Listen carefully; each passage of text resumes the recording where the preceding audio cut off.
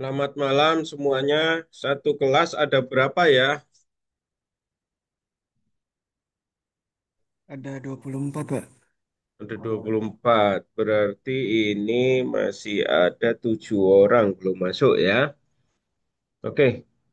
Ya. Mohon maaf. Kita banyakkan cuti bersama terus. Hari ini saya diingatkan oleh PJ. Saya baru ingat juga meskipun ini malam takbiran. Ya sudahlah, kita masuk saja ya untuk memenuhi kewajiban kita. Dan apa eh, kita juga belum UTS ya. Jadi ini nanti saya kasih soal UTS untuk Anda kerjakan pada saat liburan panjang kan tanggal 9 juga masih cuti bersama atau bagaimana saya nggak tahu. Terus minggu depan juga kuliah aktif tapi saya belum tahu bagaimana tekniknya. Mudah-mudahan saya bisa melakukan atau memberikan perkuliahan ya. Eh, Saya ada di luar negeri minggu depan, jadi saya belum tahu. Mudah-mudahan sih bisa ya. Saya mendapatkan tempat yang bisa untuk menemui Anda meskipun lewat Zoom ya. Oke, jadi ini ada fenomena ya, ada fenomena. Ada apa di Kementerian Riset dan Teknologi?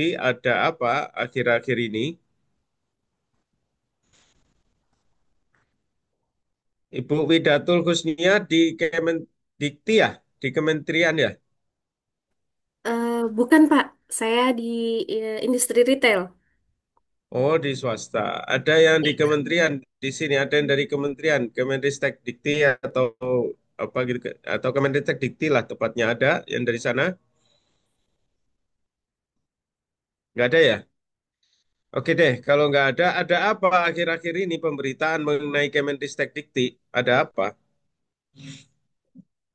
Dugaan korupsi apa pembelian laptop? Iya, pendugaan korupsi berapa Pak korupsinya Pak? Pak Rian, Ya enggak dugaannya ngikutin berapa? jumlah totalnya, cuma satuannya itu kalau dihitung katanya eh, dianggarkan kisaran sepuluhan juta, tapi sebenarnya harga pasarnya itu tidak sampai segitu gitu kalau yang saya baca. Ya, betul ya. Jadi apa pembelian macam-macam eh, macam-macam nanti justifikasinya ya. Yang jelas sih ada pembelian laptop untuk disebarkan ke seluruh Indonesia atau bagaimana gitu kan ya. Nah, mereknya Zirex atau apa begitu loh ya. Nah, bertepatan dengan itu muncullah kebijakan. Apa kebijakannya? Pakailah produk dalam negeri. Wah, kebijakannya apa ini banget lah, merakyat banget, kebijakannya merangkul banget gitu kan. Nah, tapi kira-kira di belakang itu ada bisa menyengat apa tidak kan gitu ya. Nah, ya, jadi saya bukannya eh, saya bukannya mengesampingkan atau meremehkan industri dalam negeri ya tentunya juga harus dukung kan gitu kan ya.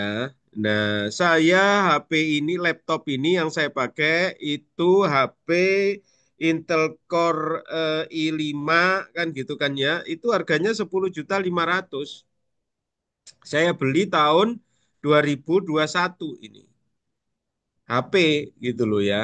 Nah, itu mereknya TKDN ya, mereknya dalam negeri.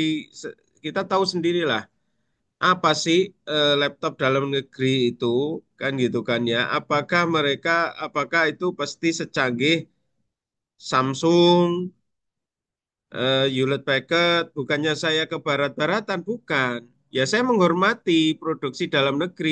Kalau produksi dalam negeri tentunya kita senang ya pakai produksi dalam negeri, dan lebih senangnya lagi apa kalau pakai produksi dalam negeri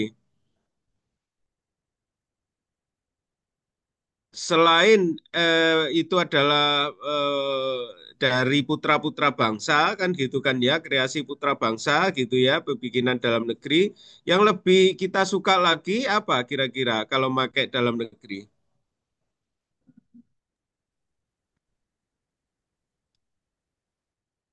Kalau Anda beli barang pertimbangannya apa ya? Murah, Pak. Murah. Gila bener kata Pak Billy, murah. Ya, laptop ini paling 4 tahun, 5 tahun, 10 tahun dulu laptop saya Vaio saya beli 2010, akhirnya saya pensiunkan 2020 karena udah mehek-mehek Windows 7 ke Windows 11. Windows 10 ya, udah mehek-mehek saya pensiunkan. Itu Vaio, tapi saya sekarang masih saya pakai itu untuk server, saya pakai untuk ini gitu kan ya, untuk praktikum database gitu dengan anak-anak gitu. Saya pakai. Terus untuk operasional agar lebih cepat, saya ini yang di depan Anda ini ya, yang lewat Zoom ini saya beli Hewlett Packard gitu loh. Ya itu i5 Hewlett Packard dari Amerika kan gitu kan harganya 10.500.000. Nah itu made in Indonesia Zirek harganya 10 juta juga loh. Apa bedanya dengan luar negeri kan gitu kan ya. Bungkusnya bagus, tapi di belakangnya ada bisanya. Konon siapa yang punya saham di situ, ya kan ya, macam-macam itu, ya. Nah, gitu loh ceritanya. Nah, terus saya mau tanya ini, kira-kira cerita saya tadi ngalor ngidul apa hubungannya dengan audit? Apa hubungannya dengan audit? Ada yang tahu? Kan mata pelajaran kita adalah auditing ya, bukan untuk menggibah Kemenristek Dikti kan gitu kan ya. Apa hubungannya cerita kita yang saya bicarakan tadi dengan auditing? Apa hubungannya? Ada yang tahu? Coba di searching deh. Opini audit tahun 2019, 2020, 2021. Coba deh. Opini, audit, opini laporan keuangan Kemenristek Dikti. Apa opininya? Coba dilihat di searching secepatnya. Apa opininya?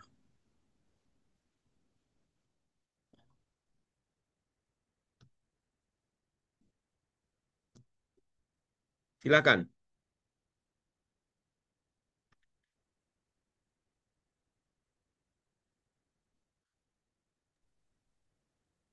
Tolerance, Pak. Kenapa, Mas? Opininya zero tolerance. Zero tolerance. Ya, terhadap bentuk korupsi. Dalam bentuk korupsi. Oh iya, oh, bukan opini itu, opini audit laporan keuangan. Pertama kali waktu saya ketemu saya kan kita baca opini ya, baca bentuk opini kan gitu kan. Terus saya tunjukkan ke websitenya IAPI. Di sana ada standar auditing, ya. Di sana ada standar audit SA 700 seri 7 yang kepalanya 7 itu adalah pelaporan. Ya kan ya? Nah, di dalam pelaporan itu ada yang namanya jenis opini audit ada dua, modified dan unmodified. Yang unmodified tidak dimodifikasi ya, tidak dimodifikasi itu adalah wajar tanpa pengecualian BTP. Ya, itu kata-katanya udah langsung diberikan percis seperti yang kita dapatkan di websitenya IAPI itu. Ya, nah yang modified yaitu modifikasi itu ada apa? Itu ada kualifikasi, ada tidak wajar, ada tidak memberikan opini. Ya, tolong dibaca lagi nanti ya. Nah, sekarang yang saya tanyakan adalah opini laporan keuangan Kemenristek Dikti itu modified apa unmodified? Coba cari.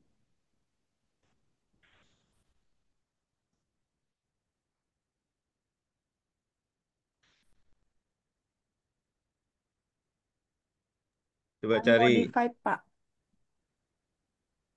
Apa? Unmodified, wajar tanpa pengecualian. Itu tahun berapa, Mbak Christina? eh Sampai 11 tahun 2023. Itu dari ke mundur mundur lagi 2022.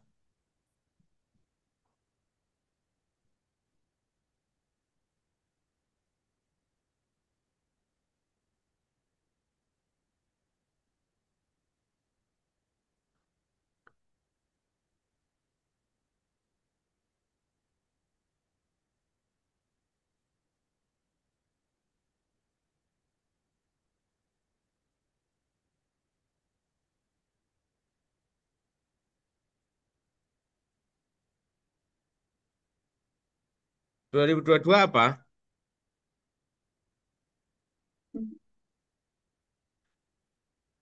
Nanti coba turun ke 2021 2022.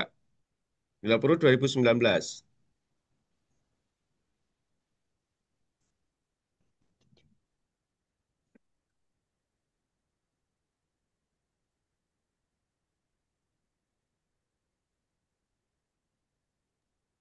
2021 juga WTP, Pak. Oke, 2019 juga WTP, Pak. Oke, bagus. Nah, sekarang pertanyaan saya adalah yang menyebabkan modified itu apa ya kira-kira ya menyebabkan modified? Kenapa disebut WTP? Kenapa disebut modified? Kenapa disebut unmodified dan kenapa disebut modified? Bedanya apa?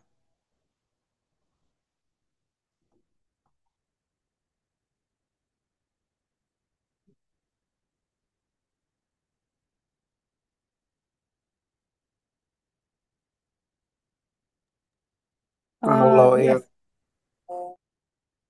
Silakan, silakan.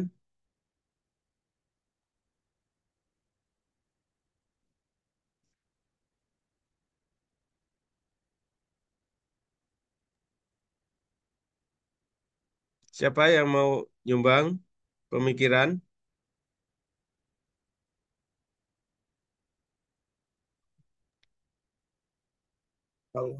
kalau wajar tanpa pengecualian WTP itu izin menjawab ya, Pak Joy. Ya, ya, Eh, ya.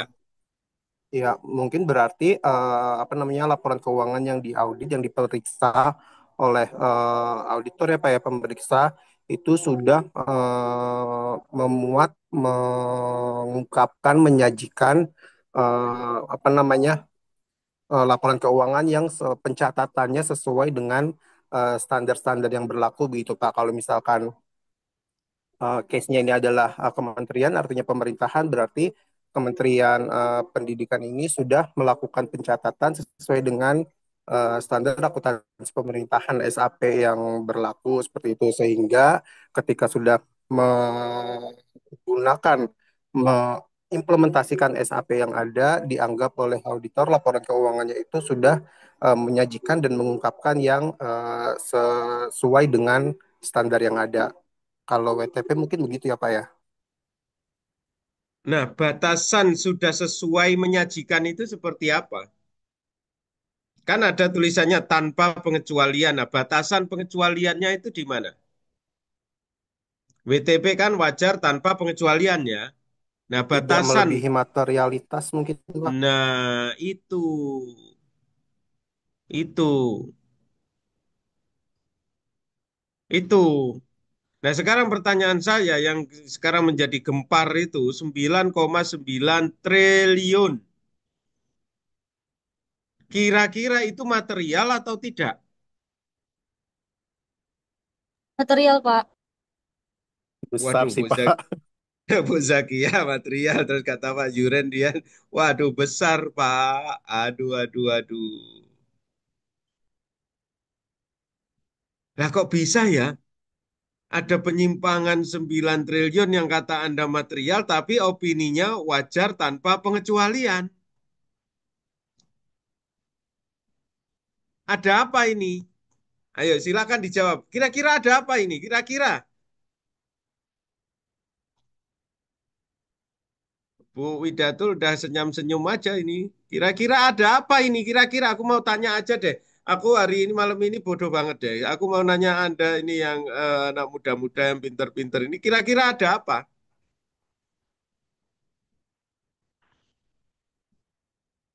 Ya sudah, kalau Anda repot-repot ya ada kesalahan, Pak.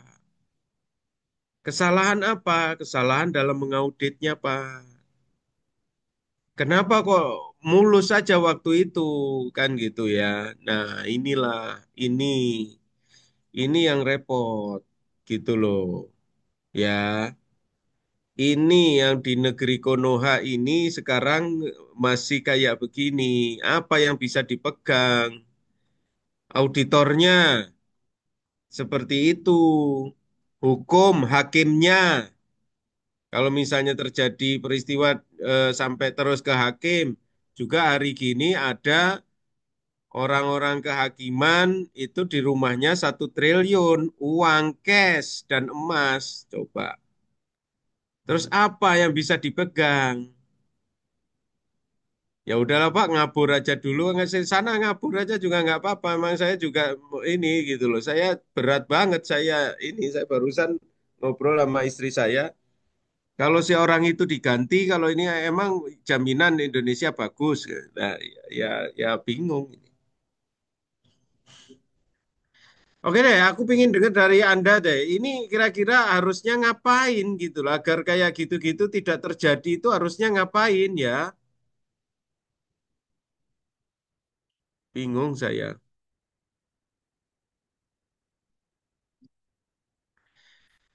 Ya sudahlah, kita kita kan pada saat etika udah ketemu ya kan ya. Sekarang audit ketemu lagi. Kok yang saya ceritakan begini-begini terus. Berarti ada apa ini dengan negeri ini kan gitu kan ya. Pusing saya juga.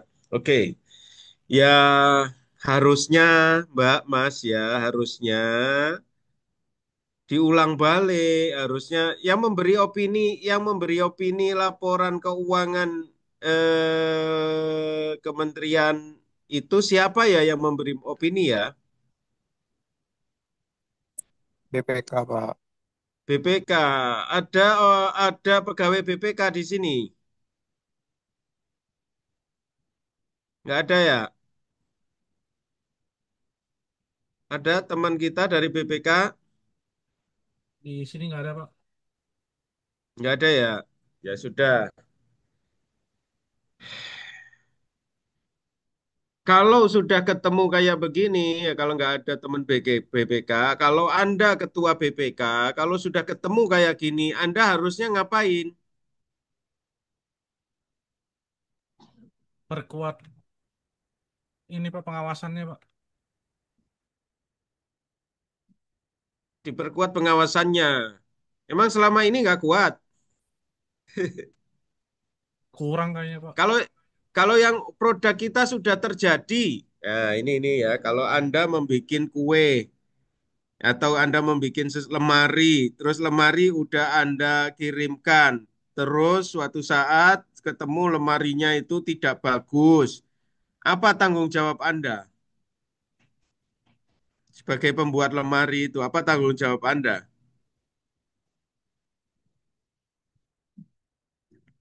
Di recall, ngerti nggak recall?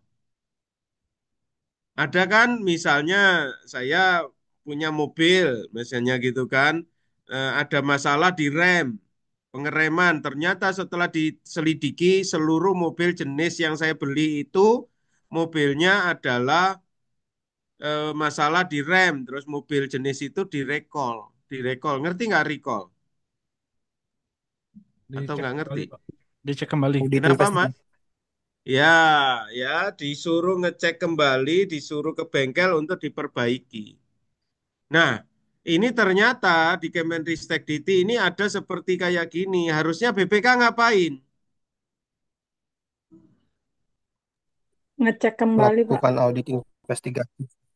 Nah, PDTT, audit investigasi atau yang dulu ya ditarik lagi, jangan malu-malu. Ya udah kasih aja WTP, WDP, wajar dengan pengecualian.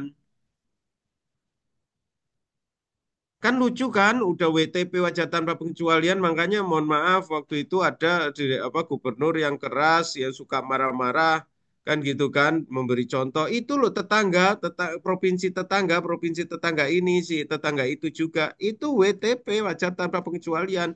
Habis itu gubernurnya masuk tuh penjara, gimana waktu itu memeriksanya? Kan gitu kan pertanyaannya gubernur yang waktu itu keras omongannya, kata orang omongannya asal jeplak kan gitu kan ya. Tapi ya ada benernya juga mungkin dia itu ya lucu juga. WTP wajar wajar tanpa pengecualian. Gak lama gubernurnya masuk penjara korupsi kan gitu ya. Nah ini juga gitu diterbitkan ya nggak lama terus ada 9,9 triliun. Pelakunya siapa? Staf ahli menteri. Tahu nggak staf ahli menteri itu siapa? Dewan Pengawasnya Universitas Negeri Jakarta. Udah ribet nggak? Udah mulai ribet nggak itu? Sementara UNJ sekarang juga sedang bangun. Ya kan? Sementara bangun masjid dibongkar. Sekarang masjid nggak bisa berdiri lagi. Ya, itu kalau saya ngajar di GRK lantai 10 itu, aduh lihat atapnya kayak gitu. Masjid ngapain kalau nggak bisa bangun dibongkar-bongkar. Ya udah deh. Ya, ini merembet kemana-mana ini ya. Ini udah kemana-mana ini ya. Ya, ya. Jadi menulis opini audit itu punya tanggung jawab sosial apa enggak ya kira-kira ya. Tapi hari ini tanggung jawab sosial, tanggung jawab etika itu kayaknya udah nomor sekian belas deh ya. Yang penting apa ya? Kenapa kok etika segala macam tanggung jawab sosial itu diterap ke belakang ini? Yang paling utama apa ya, Mbak ya, Mas, Mbak?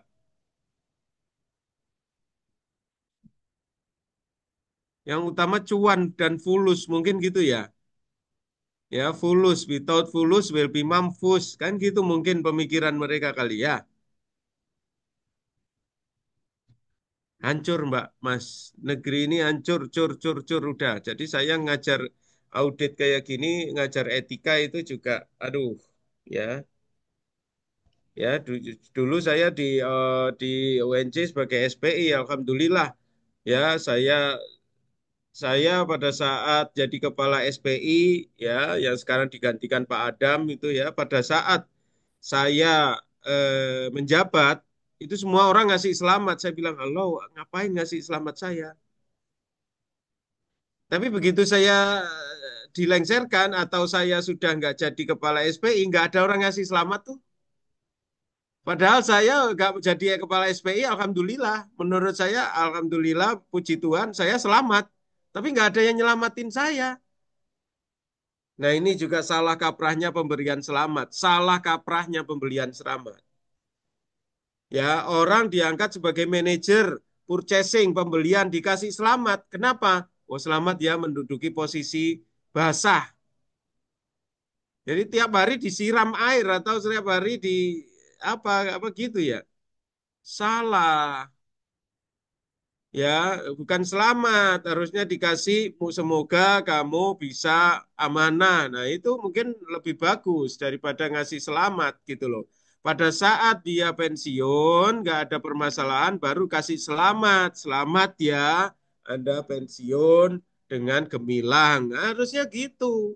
Tapi apa orang-orang masuki masa pensiun malah sedih, malah nangis karena apa? Income-nya berkurang. Nggak ada yang memberi upeti lagi, nggak ada yang memberi uang semiran, nggak ada uang memberi uang sogokan, nggak ada yang memberi macem-macem lah. Nggak ada yang memberi gratifikasi. Hancur Mbak Mas, ya ini malam takbiran ini. Saya ngerja apa nerangkan kayak gini di sebelah itu bunyi takbir ini ya, merinding juga ini ya, itu kan dekat dengan Tuhan ini. Saya mengerjakannya dekat dengan Tuhan ini yang mengerjakan pengajaran ini. Seolah-olah diawasi Tuhan ini ya. Ya saya ya. Saya itu pingin kita nggak jauh-jauh, pingin kayak negeri di Eropa, nggak usah kayak gitulah. Pingin kayak Malaysia aja lah. Di sana itu korupsi bisa ditekan, semuanya makmur. Buku-buku di perpustakaan itu penuh. Anak-anak itu pada Sabtu Minggu itu hobinya apa? Lari ke perpustakaan, baca buku. Nah di sini bukunya nggak tahu deh. Suruh buku sendiri, suruh beli buku sendiri kan kasihan, kasihan kalian kan, kaum duafa kan, kasihan juga kalian. Aduh, ya, ya, ya, itulah Ibu Bapak ya, opini ya macam-macam itu yang baru ketahuan itu adalah Kementerian Ristek dan Pendidikan Tinggi. Lah kementerian yang lain bagaimana?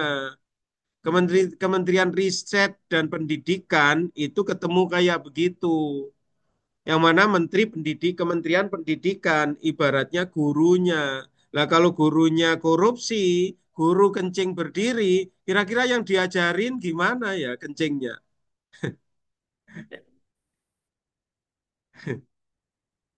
Ya, harusnya Kementerian Agama, Kementerian Pendidikan itu steril, benar-benar bersih, nggak ada seperti itu. Kementerian Kesehatan itu harusnya juga sehat, bersih, karena isinya adalah Kementerian Pendidikan itu isinya adalah profesor-profesor. Kementerian Agama isinya orang-orang beragama. Kementerian Kesehatan intinya isinya adalah orang-orang dokter kan gitu. Semua orang-orang ini adalah harusnya sangat care terhadap apa? Sangat-sangat memerhatikan kesejahteraan sosial. Namun kenyataannya apa? Nah, kenyataannya pendidikan, korupsi. Kementerian Agama, kita juara satu haji, tapi juara satu korupsi juga Indonesia. Ya, Kementerian Kedokteran, ya apa Kementerian Kesehatan, apa yang bisa dijual, diembat, entah orang stunting, entah entah orang ini, wah, itu kan takdir Pak. Kalau mati kan takdir kan gitu aja. Gimana ini kayak begini nih, ya? Wah ini udah budaya Pak, susah enggak budaya ini kalau misalnya presidennya menyontohkan yang baik, terus orang yang kayak begitu langsung ditembak gitu kan, presidennya kan tentara, harusnya bisa menembak ini. Hari gini ada apa lagi nih berita yang saya kesel banget itu. Gudang Bulog ya, gudang Bulog berhasil nggak Mas, Mbak? Stok stok beras ada berapa Mbak, Mas? Anda nggak pernah gitu ikut baca berita apa gimana ya? Yang Anda ikutin berita apa ya? 4 juta ton. Beras hari Timur. ini bagaimana beras hari ini Pak Billy? Stoknya 4 juta ton sih, Pak. Udah. Nah, Presiden bangga nggak? Gimana? Presiden bangga nggak pencapaiannya? Dielu-elukan nggak pencapaiannya? Dulu kan, Pak. Iya, Pak. Pertanyaan saya adalah stok beras banyak, hasil kerja Kementerian Pertanian dielu-elukan, ya kan ya, karena udah bisa swasembada pangan, kan gitu kan ya. Tapi kenapa beras kok mahal? Ibu-ibu, beras berapa 1 kilo? Dosen. Ada yang 14, ada yang 15 gitu. 15 sih, Ber- Pak. berapa Bu Sausan? Berapa Bu Widatul? Nah ini saya tanya ibu-ibu aja lah beras lah. Berapa? 15.000 per kilo sih, Pak. Tuh 15.000 per kilo, 5 kilo 60.000. Itu kira-kira mahal apa enggak ya Bu? Ibu, ibu-ibu, mahal apa enggak ya? Itu beras biasa loh, belum bukan beras premium loh. Itu kira-kira harga itu mahal apa enggak ya ibu-ibu?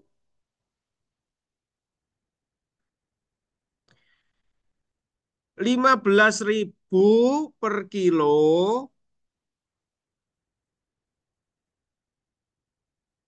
Gabah 1 kilonya berapa, Bu?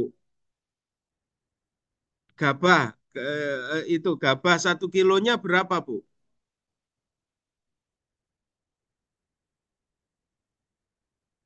Ada yang dengar nggak? Pemerintah beli dari petani harga gabah per kilo berapa? Ditetapkan juga kan kalau nggak salah ya harganya ya 6.500, Pak. 6.500. 6.500 ya, 6.500 per kilo. Kalau 2 kilo itu 13.000. Kalau 3 kilo itu 13.000. Ya. Nah, sorry kalau 2 kilo. Kalau gabah 2 kilo itu jadinya beras itu adalah berapa? 1 kilo. Kan gitu kan ya. Kok 1 kilo? 0,4 kalau nggak salah ya. Jadi beras itu. Ya, jadi kalau harga 13.000 1 kilonya 2 kilo gabah terus jadi 0,6 kalau nggak salah ya.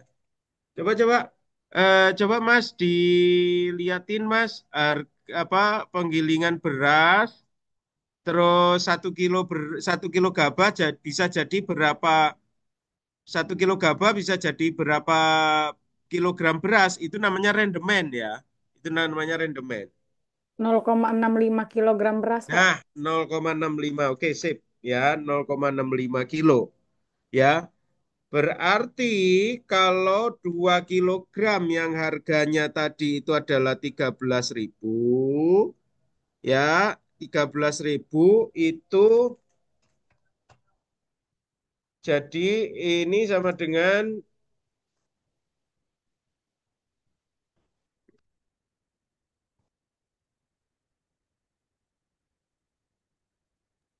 17.000 lebih kurang, Pak. jadinya 17.000 per kilonya. Jadi berasnya ya.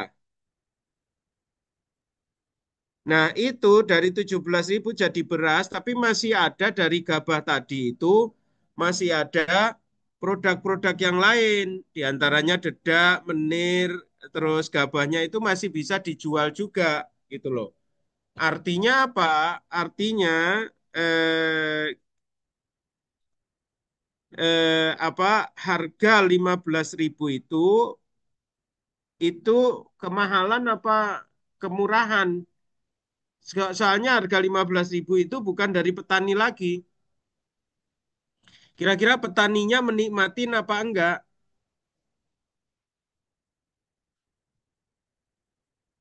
Ya, jadi kalau misalnya harga itu tadi yang katanya 17 ya, itu adalah tengkulak dan penggiling itu ya 17 kilo, 17.000, terus nanti bisa menjual ini, menjual itu, menjual menir, menjual dedaknya, itu bisa sampai 25.000 mereka keuntungannya. Sementara petani, ya, sementara